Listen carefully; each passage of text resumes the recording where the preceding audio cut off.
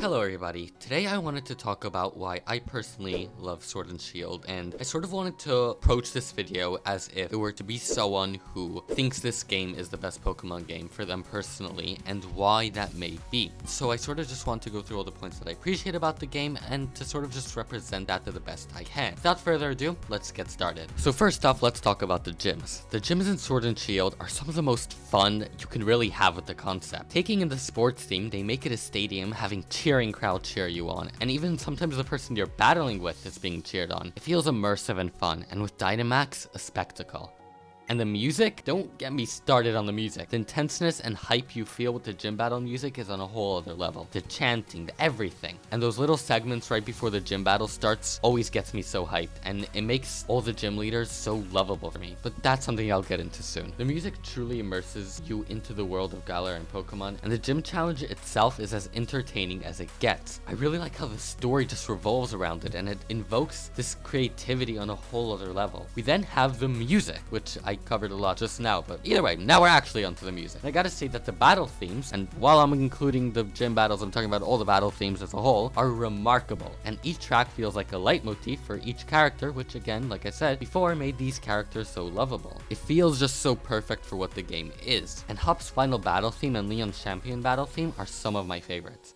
The early route themes also became so nostalgic for me in basically 1 to 2 years, which, by the way, I'm gonna go off script for a moment, and I actually wrote this in 2022, so this was a bit closer to those 1 to 2 years back then. And for example, Wedgehurst's music alone reminds me of why I love Pokemon so much. And then the routes. The route design. I love the route so much. You could feel how much the series were trying to branch out and make a memorable, realistic feeling world with that Pokemon charm, and I feel like the routes convey that so much. The pacing of the routes feel perfect for me, and I love the creativity among them. While it's not particularly branching, like it doesn't have many branching of past optional areas, I still feel for what you get, it still is very immersive. And it's hard to explain, so let me just give some examples of some of my favorite routes of the game. Route 2.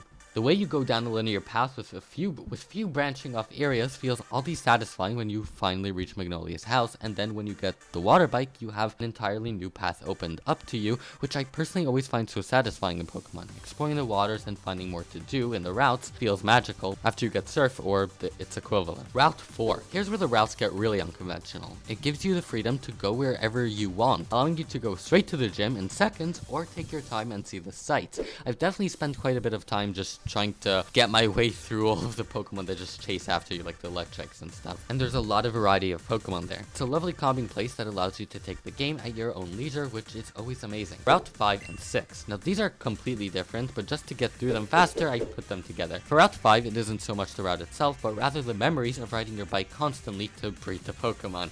It's always great how they make great routes for you to do that quickly. And for Route 6, it's really the landmass that invokes such inspiration and creativity with me. The ladders that let you climb to different elevations, and who could forget the Diglett structure at the very end. It's a lovely place and would be a place that I would love to go to in real life. Route 8. I don't think I need to explain this one. It feels fun to explore through, but it doesn't overwhelm you. I also really love the Pokemon you can find here because Gen 5. I love Gen 5 Pokemon. Bias. Route 9. So you're leaving Chichester to set on your adventure once more, and what do you find? A small little route. It's huge. You suddenly get thrusted into a giant ice lake resort, which oddly works well together. I'm not sure how that works, and isn't that something new? It's a joy to explore each nook and cranny, and even when you think you're done, you find yourself in what is for some reason one of my favorite areas in the game. It's so simple, yet I love it. It's really hard to explain why I love this part of the route so much, but I just find it so memorable for some reason. Then you have a secret entrance to Spikema. This route is really filled with content, and it's so amazing. Now let's go on to locations and towns. So I love every location in the game. You want proof? You probably don't, because this is gonna take a bit. So let's try getting through this quick. Let's go. Slumbering Wheel. I don't know if anyone could say this place isn't downright absolutely out of this world gorgeous, and the route design is stellar as well. I love this location, and the music adds a whole other mystery to it. Great. Postwick. Nature is brimming, and I love the 2 houses, which, yeah, while it would have been nice to have more, I think it does its job well because they're really the main focus, so you don't really need more other than just optional exploring, you know? It feels like a real place in the suburb. Wedgehurst. It feels like a real town, and I can imagine people from Postwick coming on over to buy some things, go to the local houses, and the fact that Postwick and Wedgehurst just intertwined that way can make make you imagine their daily life so easily, and it's nothing short but incredible to have such immersive thoughts about the game. Modestoke. I love how there are areas that a lot of people may never go to, and you have some side quests as well. It's a very pleasant place to be in. And that elevator type thing, awesome. Turfield, you got the Ural and a fun minigame to get the expert built. It's a really fun town that makes you want to return to it just because it's just that nice. Hulbury, this is one of my favorite cities in Pokemon in general. Tons of houses, a market, a lighthouse, a restaurant minigame, and I love the poor towns in real life, so it really lives up to my expectations. Hammerlock. Fun side quests like the Ghost Girl, gorgeous castle structure. I like how it opens up a little bit by its two ends. Such creative tricks always makes a location feel bigger and more real, which I really like. Stoneside, visually striking and fun to be in. It's really lovely that they placed us to go on top of the houses and explore there, as well as the street market, which gives you a reason to go every day. It's a lovely place, and the music is, of course, amazing. Glimwood Tangle. This isn't particularly a route. This isn't particularly a city or town either. It's like a forest, I guess, so I wasn't really sure where to put it. I guess I could have put it with the routes, but either way, I gotta mention it. One of my favorite, what I'll call routes, I guess, that makes it so much more memorable to explore. The creative choices with the glowing mushrooms and exploring the maze-like place, it's so lovely. Vanhundaya. To be honest, I had no idea what this place's name was, and if you had told me this name, I would think you're speaking gibberish. But it's one of the most beautiful locations in the game, and I love how the Pokemon just naturally live there. It really captures the magic of Pokemon. It's also really nice how we get conclusions to the Ghost Girl story, perhaps one of my favorite along with X and Y. Sirchester. So without a doubt, my favorite location in the game by far. It's 1, huge. 2, gorgeous. 3, huge. 4, you got 2 hotels with fun dialogue and a variety of things to do. 5, huge. 6, tons of things to do in the town as a whole. 7, huge. 8, hot springs. 9, huge. 10, oh, and did I mention it's huge? Winden. I love the music and presentation. The end game made me really fall in love with the place, and personally to me, it feels almost like a replicate of London, if I'm being honest. There's then 2 Galar mines, which I really also love. One is exploration focused with more boring Pokemon, except I love them because it's Generation 5, and the other is focused on the Pokemon side rather than exploration. Both really great locations. Wild Area. So this is a location you're basically going to spend the entire game in, and you got it all. Tons of large varieties of Pokemon, a fun set of exploration, NPCs to interact with. It's honestly great and a fun place to hang around in. And the music with the bagpipes and piano and what I think are trumpets truly immerses you in the world of Pokemon. Next, characters. So first, let's talk about the important characters and then various other designs you meet along the way. First, Hop. It's hard to pinpoint why I love Hop so much, but he feels like a real person, even though his traits don't really point in that direction. His design is also lovely. It not only feels natural, but it's also reminiscent of Leon Close, the man he admires, but also with his own twist and personality, as in Hop being his own type of champion, even though that's not really what he does, but whatever, either way. And Hop's growth through the story is very heartening. You want Hop to become the champion by the end of the game, and not yourself, which is interesting, but I think it's amazing how Pokemon with each game try to do something different in these small ways, because as minor as it may seem, it really comes a long way to making each game feel fresh and new. Leon. If I had to summarize him, he'd probably be that shonen protagonist that grew up, but his personality didn't with him. So he's an adult with a childlike attitude, but that's what makes him so great and likable. His childness isn't immature. In fact, it's just the opposite. It's a very aware type of childlikeness. It's almost like he specifically chooses to omit that part of his personality, as we see that he has a more serious side when talking with Chairman Rose, but he also expresses his childlike side with his personality when being around other people. So he sort of just knows when to acknowledge the seriousness, but also know that being happy is what's most important. It almost feels like he carries a weight on his back, symbolized by his cape. Maybe that means that he could also throw it around. Didn't really think that part through. And then I realized that this is funny because I just went off script because I see that I wrote symbolized by his cape, that the weight, whatever, and I'm like thinking as I'm reading that, oh wait, but that he could also throw it around easily. But then I see that I actually mentioned that, but he could still throw it around and have a good time. That's what I wrote. Okay, moving on. I feel like Leon was made with a role model type character in mind, and I think he was executed perfectly. Also, he's pretty tough if you don't grind throughout the game. Chairman Rose. What I love about him is that it was obvious that he was the villain from the start, which may sound like weird, but I think that's what made it feel like it wasn't being a forced twist. His entire design and personality screamed it, and yet despite all he's done, I've never actually disliked him. He still seems like a good person deep down, and it's a feeling hard to explain. The fact that his character is so well-made, that I like him despite him being a villain, but also I don't like him despite being a villain. It's so unique, and He's charismatic, but not that charismatic. But he's don't know how to explain it. Oleana, I mean, her final battle is pretty cool. She has a well-made character arc, but she never spoke to me. Her final battle expressions and music is a spectacle. Also, her team is very interesting. All of her Pokemon are female-oriented, but all of them have this sort of, I guess, arrogance to them. Like, let's go through it. Like, let's say Frostas, cruel. Serena, arrogant. Salazzle, toxic. Melodic, that's sort of the contradiction.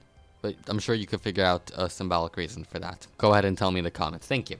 And I think it's really great storytelling with her Pokemon team. Sonia. It's really nice to be able to see someone so passionate about what they do in these games. Bede. This man, honestly, I shouldn't love him as much as I do. His personality is super basic, but his design being all fairy-like and to become the fairy-type gym leader is such a hilarious arc to watch unfold that I feel like that I like him a lot. His backstory is nice and simple, but his interactions with Opal are gold. It's really the other characters in the story that make him shine. Marnie, she's a solid character and her interactions with Team Yell is entertaining, especially the climax with her brother. Summary of gym leaders since I've been going too long. Milo, relaxing character, would like to meet him one day. Nessa, despite her relaxed expressions, you could feel the passion shine through. Kabu, a passionate man, the type of person that you like to meet with. B, Twilight Wings made her one of my favorite gym leaders in Sword and Shield. Opal, hilarious, would love to know her. Gordy, his star attitude is fun to witness. Pierre's, with him helping you out by the end of the game and post-game makes him such a lovable character behind his rock disposition. Ryan, just a fun guy to watch. And special shout out to Bull Guy for being the best Pokemon character to have ever existed. No argument. I don't want to see someone in the comments arguing with me on that. No, I'm kidding, do whatever you want. Customization. This is sort of a subcategory of the characters, but I just have to mention how much clothing variety there is in the game. In fact, I remember reading an interview how Shigeru... I was about to say Shigeru Miyamoto. Shigeru Mori. There we go. But I remember hearing, because he's the director of the game, and I remember that he, I think, said in an interview, or someone said in an interview that basically they were given, like, a lot of the staff members were given roles for the game of what, like, they specialize in. So, for example, people who are into fashion worked with the fashion. I think that really shines through with this, with the customization. And because, like, you know, I feel like there's something out there for everyone, and it's really easy to get them looking as close to you as possible. It's a very well-made aspect of the game. This transitions us to Victor and Gloria. I honestly dislike their design, but for very selfish reasons. Victor's here, and clothes make me uncomfortable. Like, it looks just uncomfortable to wear. And Gloria's clothes make me feel too uncomfortable. It's hard to explain. This is mostly for the official art, though. Otherwise, I just dislike the beanie and the shoes of Victor in the game, but after they're pretty solid. Now, let's discuss the Pokemon.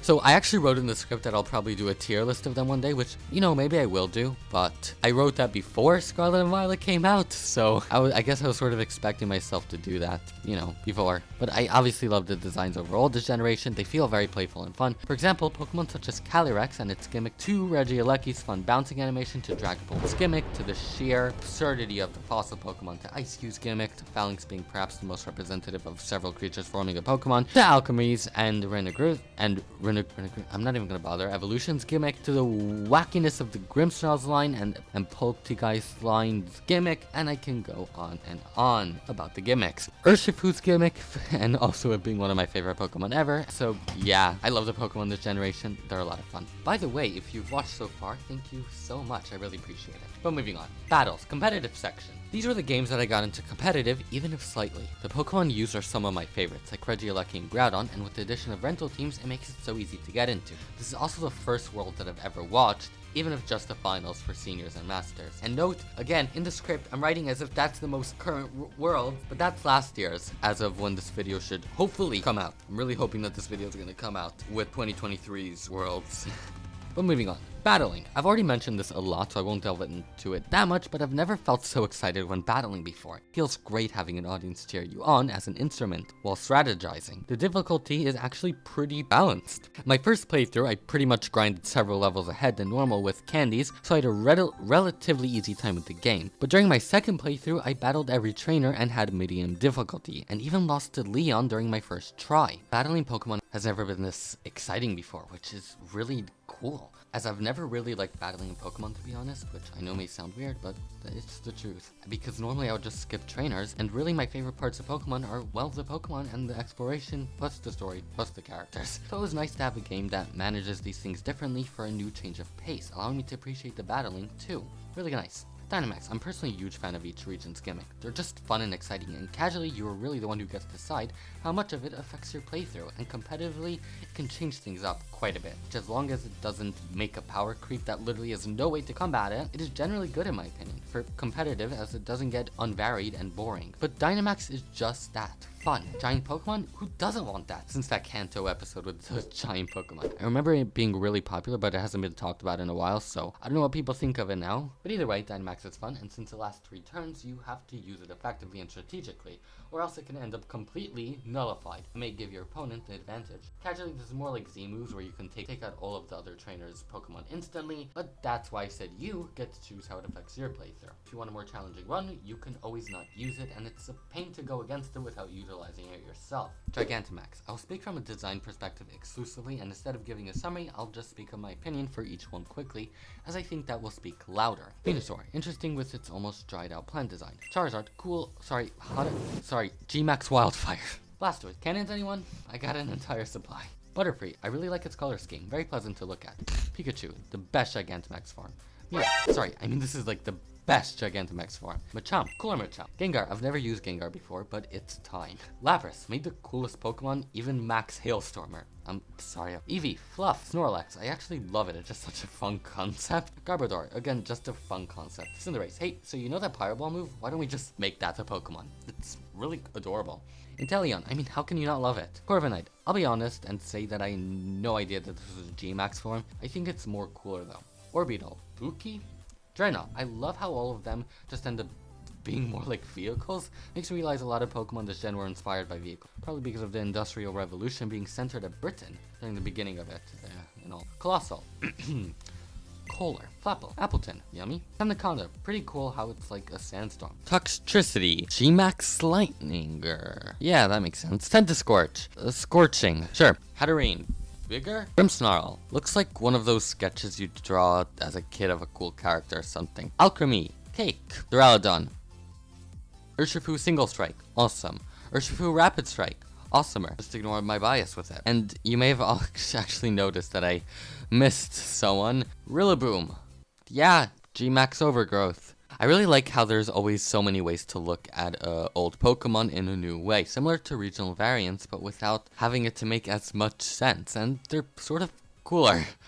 Design. Art style. I personally love the art style of Sword and Shield. It's vibrant, colorful, painter-like, it's great. The cliffs and mountains look vibrant, the foliage painted, the clouds fantasy-like, and I can go on, as well as the sweeping landscapes, especially in the DLC where they work on everything to perfection. The art style of the Pokemon is also really lovely. The clean outline, the vibrant shadows and colors, it's all stunning, and in camp they really pop out. The short cutscenes have great composition, and the environments have so much detail. The grass is vibrant, the characters have such fun personalities just being expressed through their animations and poses and the like, and everything about the game runs so smoothly. I love it so much. Level design and region design. The game wants to run so smoothly, I love it so much, and I know at the very least in single player, I didn't really play so much online, so I have heard complaints about that. Either way, environments make great use of elevation to give you a reason to check it out. The DLC Wild area is easily some of the most fun I've ever had exploring in Pokemon, and finding new Pokemon in each area was super rewarding, and even with the base Wild area, it captivates you and makes you want to explore it. It has super memorable areas like the midpoint of where the daycare is. It feels grand and expansive running through it all, and its nature feels great. And then because of the weather, it makes it enjoyable to go back to a location you've already been to understand more of it, and I just had a really good time with it.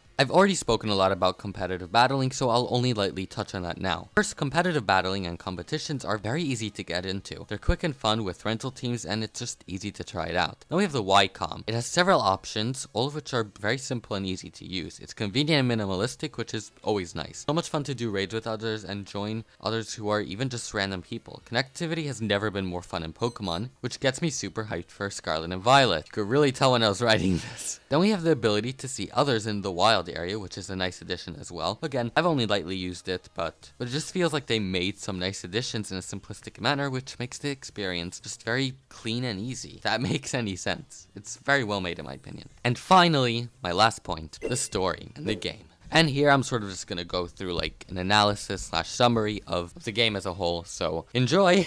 We first start off with a speech from Rose on her Rotom phone. This is a great way to start things off. We immediately find ourselves immersed as we bring parallels from a real world to this fictional world, which helps ground it, and this is great for world building. In fact, this is so effective that Pokemon used it again in Legends Arceus, which had its own purpose for that story, but that's for another video. Plus, it was used as well in Scarlet and Violet, which shows that I actually started writing this after Scarlet and Violet. Wow, I probably took a long break with this script. Either way, we get our introduction to Pokemon and we meet our rival Hop, telling us how for the first time, Hoenn and Zippy, we don't start in our rooms. Amazed by this, the player character goes to his room, doing the normal things like putting on his father's clothes due to abandonment issues, and decides to go on a journey. That sounds fun, but first we see a Wooloo trying to get to the Slumbering Weald, likely due to it sensing the legendary Pokemon, as we know later on that Wooloos want to be strong. See Twilight Wings for further context, which I'm being like half serious, but it's like the most logic I can make out of it. I think it was super fun not being able to hit the legendary Pokemon and the mystery surrounding it. It's actually pretty tense, feeling pretty helpless against it. A great contrast to the end of the game as you grow and you could actually work with it. It's a good mechanism without making us actually feel weak. We're given a slight illusion to that to make the journey more satisfying. Then we'll skip to the intro of the wild area. I think it has a super cool way to introduce it to us. It was hyped up from the characters, making it feel like a tourist attraction, further immersing you into the world. It made the wild area feel very special, and it being the first time we get an open environment makes it even more cooler. The strong Pokemon are also easily distinguishable, and I think a lot of us either purposely or accidentally encountered them. The prospect of being able to catch such a large variety of Pokemon at the beginning of the game is great. We then enter Hammerlock and get formally introduced to the adventure, getting our first taste of the stadium, allowing excitement for our adventure to build. We then get to explore the western part of the region to fight Milo, our first gym leader. Afterwards, Hulbury it is. A beautiful port town brimming with life and character exuding serenity. This is then disrupted by Chairman Rose and his interesting choice of Weir. This tells us that he's rather relaxed during his time off, but what I find intriguing is his want to continue taking autographs despite being camouflaged and, again, during his off time, saying that he needs fans to help him continue what they're doing. This tells us two things, in my opinion. One, he's rather standoffish, which points out some bad signs of him, and two, he's about the people and not himself. He wouldn't call them fans if not. He could have easily called them the citizens, the people, etc. Shows his care for them, a care that may be taken too strongly and controllingly. Then Bede makes his appearance, and for a moment Rose is unsure of who he is by appearance alone. But when he hears Bede by his name, he immediately recognizes Bede. Why is this? My interpretation is that Rose is so narrow-sighted that visuals other than his big goal don't make an impact on him. It's quite literal, and I think it explains his odd behavior. Okay, this is getting a bit too much of an analysis, so let me generalize things a bit more. You find Ness at the lighthouse and get some world building on how these characters are more than just gym leaders. This moment is better understood with the animated series. Then during our meeting with the chairman, he says if something needs to get done, there's no time like the present. Probably the most clearest foreshadowing we have. After defeating Kabu, we get a farewell, being told that we show great promise given that most people don't make it this far, and I feel like it was the true send-off to our journey. Now it feels like we're gonna get into the real book of the adventure and of the game, after what in a way sort of served as a training arc. We head off into the wild area once more, but now in a truly fierce new area. After, Bede gives some hints that there's something more going on with him and Chairman Rose, and Galar itself when he says that he's collecting wishing stars to save the region. Afterwards, we get some really cool storytelling of the past in Hammerlock. I really love how the lore of the region is handled. It's all a bunch of slightly changed stories that, if combining the fragments, creates one story. I feel like this is a pretty overlooked part of the game. Bede then destroys the mural in Stownside, revealing new pieces to the puzzle. I love this type of storytelling. Soon after, earthquakes start occurring and a mysterious red light covers Hammerlock. At this point, we basically have all the pieces to the puzzle of understanding the darkest day. Leon invites us and Hop for dinner, which sort of pulls parallels with Chairman Rose doing the same, but it seems like a lot of mysterious things happen when being invited for dinner in this game. He doesn't show up, and then we have a whole quest to do to get to the top of Chairman Rose's tower. Due to this, I love this part of the game as you know there's something up and it creates many more mysteries with Chairman Rose, as his secretary Oleana is not letting anyone intrude their conversation with Leon, one that poses many more questions. Now we're in the climax with Chairman Rose putting a hold on everything to start the darkest day, to save Galar. A lot of build-up went into this, and now we must head to the Slumbering Weald and take with us a sword and a shield. I wonder where they got that from. And now, after defeating the chairman, we rise to the challenge face to face against Eternatus, coming full circle, now having the legendary Pokemon fight with us, resolving the darkest day. Well, the story isn't anything revolutionary, it's simple, and sometimes that's the best way to go about things in my opinion. And when recording clips to show for this video, I couldn't help but fall in love even more with the game. The atmosphere is just on a whole other level, especially Third Chester. I just wish I could walk super slowly and get to showcase all the little details, which is why my clips I sometimes run when there's a lot to show, but sometimes cut out some things just to appreciate the world. Atmosphere is something I treasure in Pokemon, and the feeling that I'm discovering this fully realized world makes it all the greater. While it may not look as impressive to some of the other games that are on the market right now, to me, that doesn't matter. Pokemon and its world is what matters to the game, in my opinion. Thank you so much for watching, and have a wonderful day.